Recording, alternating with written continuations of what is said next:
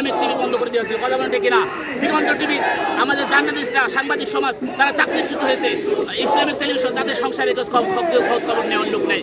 আমাদের আমাদের আমার দেশ পত্রিকা বন্ধ হয়ে গেছিল, তাদের ফ্যামিলির খোঁজ খবর নেওয়ার কোনো লোক ছিল না।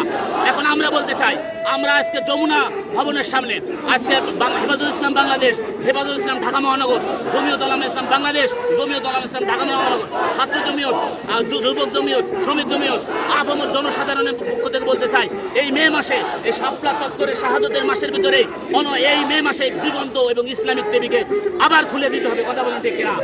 সর্বপ্রথম আমাদের মাননীয় চিফ অ্যাডভাইজার বরাবর আমরা সাংবাদিক সমাজ, আলেম সমাজ এবং সমস্ত রাজনৈতিক মহল থেকে আমরা তাদের কাছে দেখা করব। অনতি বিলম্বে এই শাপলা চত্বরের মাসে, যে মাসে আমাদের এই শাপলা চত্বরে নিউজ ব্রডকাস্ট করতে যে দিগন্ত টিভি, ইসলামিক টিভি বন্ধ করে দেওয়া হয়েছিল, এই মে মাসের ভিতরে যদি আমরা আবার বলতেছি, যদি এই মে মাসের ভিতরে এই দিগন্ত টেলিভিশন আর ইসলামিক টেলিভিশন যদি খুলে না দেওয়া হয়, আর একটা মতিঝুলের শাপলা চত্বর আমরা ঘটাবো, কথা বলতে।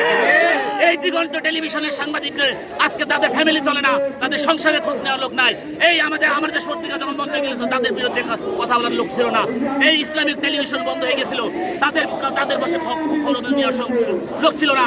এই জন্য আজকে আমাদের মূল মেইন স্ট্রিম মিডিয়া আছে, আমাদের মূলধারা গণমাধ্যম কর্মীরা যারা আছেন, তাদের কাছে আমাদের প্রধান উপদেষ্টা বরাবর হেফাজতুল ইসলাম বাংলাদেশের পক্ষ থেকে, জমিয়ত উলামা ইসলাম বাংলাদেশ থেকে, হেফাজতুল ইসলাম ঢাকা মহানগর, জমিয়ত উলামা ইসলাম বাংলাদেশ, ছাত্র জনতা, স্কুল কলেজ বিশ্ববিদ্যালয় মাদ্রাসা ছাত্র সমাজ, আমাদের সাংবাদিক সমাজ, আইনজীবী সমাজ, সবার পক্ষ থেকে বলতে চাচ্ছি, এই মে মাস হচ্ছে শাপলা চত্বরের শাহাদতের মাস, কথা বলেন ঠিক কিনা?